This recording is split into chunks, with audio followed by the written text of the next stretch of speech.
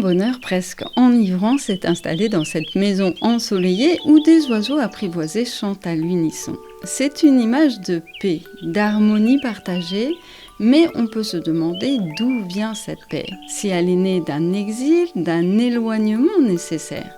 Loin d'être une punition, l'exil devient ici un point de bascule, une chance de recomposer un havre de sérénité. Et c'est là que la clé de ce degré réside. Je vous explique pourquoi.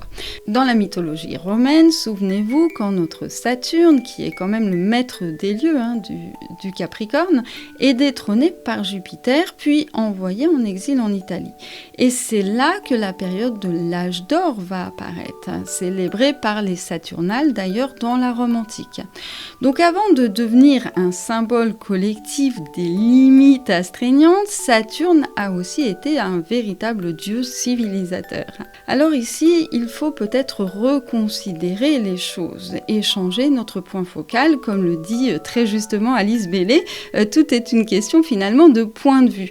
Pourquoi ne pas considérer la limite plutôt comme une sérénité qui va permettre d'atteindre la paix? Alors si vous avez une planète ici ou qu'un transit est en cours, regardez le bon côté des choses, changez votre point de vue, révisez vos aspirations et habitez votre conscience d'être plutôt que de chercher à atteindre ce qui n'est pas.